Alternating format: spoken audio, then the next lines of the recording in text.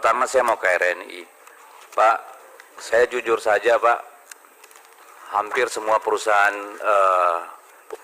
yang Bapak pimpin yang ada di bawah ID Food, Pak Dirut, saya kira perlu revolusi mental besar-besaran Pak.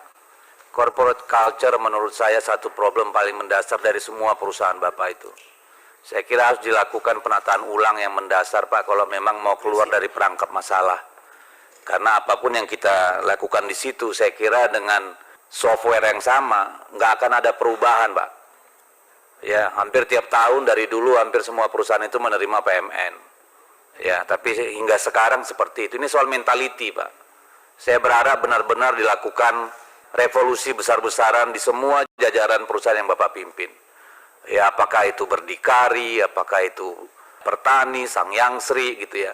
Dan kemudian yang kedua saya ingin fokusnya benar-benar jelas gitu Pak. Ya, kita nggak kepingin punya BUMN ya yang seringkali memakan uang negara gitu ya. Tetapi sebenarnya bisa dikerjakan perusahaan-perusahaan kecil. Kapan RNI bisa bertarung dengan calon Popan misalnya? Kenapa nggak fokusnya di hal-hal yang strategik seperti itu misalnya bibit? Harusnya Sangyang Sri itu memang fokus pada bibit Pak. Ya, DOC ya mulai dari bibit tanaman, mau bibit ikan, bibit ternak, udah fokusnya di sana aja gitu Pak. Jadi jelas gitu. Katakanlah Perinus ya atau yang lain itu dagang ikan. Apa perlu? Kalau menurut saya, apa hal yang strategis yang harusnya dikerjakan oleh mereka dalam konteks ketahanan pangan Pak? Nah ini kan harusnya kan semua sumber daya yang ada di ID Food itu memang bisa kita ciptakan ekosistemnya yang memang mendorong ke arah yang namanya kedaulatan pangan. Kalau hanya untuk supaya tetap hidup atau untung sekadarnya gitu ya, itu saya kira ya nggak akan kemana-mana kita Pak. Ya ini penting sekali Pak Dirut, ini tugas besar untuk Anda kalau menurut saya.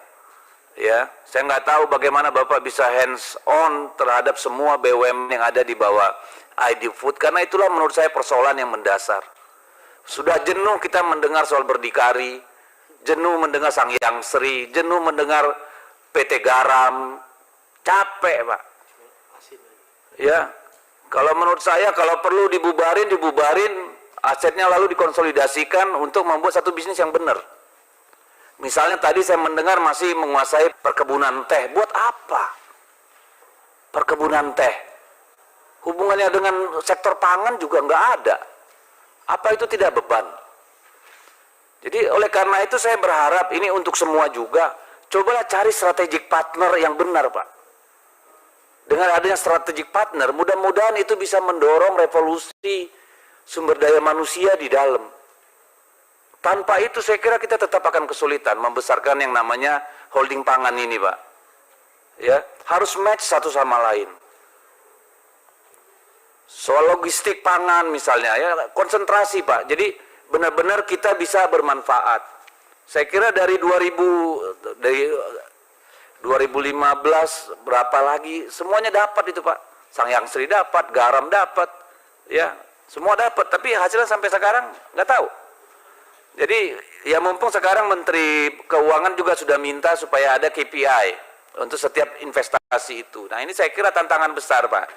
Itu kesempatan Bapak untuk merevitalisasi SDM yang ada, proses bisnis yang benar di dalam. Ya tugasnya berat. Tetapi kalau diberikan penugasan oleh negara juga tidak punya kemampuan modal untuk kerja. Ini kan repot Pak. Jadi saya mohon Pak Frans, Pak Dirut, supaya benar-benar fokus pada soal itu, karena saya percaya diceburkan uang berapapun dengan mentalitas yang sama, ya, dengan sistem thinking yang sama, nggak akan ada perubahan, pasti itu, aku yakin saya. Ya mohon maaf kerja Pak Frans masih banyak ini Pak di ID Food. Yang kedua untuk Damri, ya Damri saya tahu memang banyak penugasan, tapi ini lagi-lagi sama saja perusahaan yang begitu-begitu aja Bu. Bukan saya tidak menghargai pekerjaan pencapaian yang sudah dilakukan oleh Damri. Tapi lagi-lagi saya berpikir kalau melihat perusahaan-perusahaan angkutan yang lain, yang swasta, kecil-kecil, bisa survive dengan pelayanan luar biasa, dengan moda angkutan yang luar biasa. Dan investasinya juga tidak. Ya, dan investasinya juga tidak terlalu besar. Salah kita di mana? Kalau penugasan negara tetap ada bantuan pemerintah, gitu ya. Jadi mohon saya bawalah investor atau partner strategik, Bu, ke dalam perusahaan apa atau rute-rute yang diinikan. Saya bingung karena setiap hari saya lihat bis-bis itu semakin keren, semakin banyak di mana-mana. Tapi ya Damri ya gitu-gitu aja. Ya, persoalannya di mana saya juga nggak tahu, ya.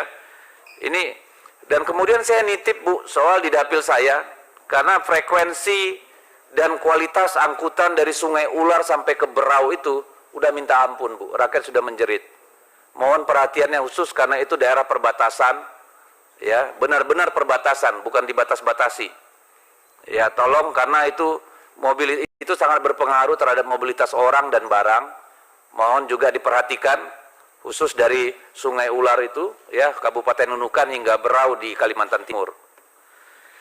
Lalu untuk PT LEN saya kira tantangannya tentu bagaimana mensinergikan semua bisnis itu ya, Mas Bobi ya, Pak Dirut ya.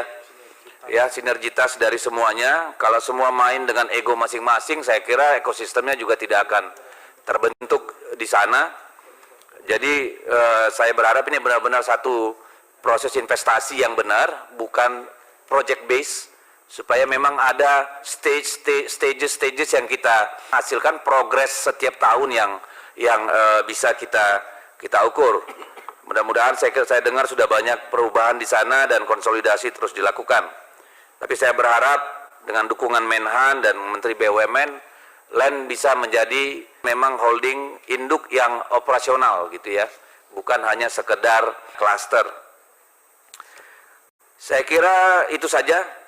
Cuma minta tambahan satu aja dari dari Airnav, apakah kita masih bisa percaya 100% dengan keamanan penerbangan kita dengan perangkat radar atau pelayanan penerbangan kita yang ada sekarang?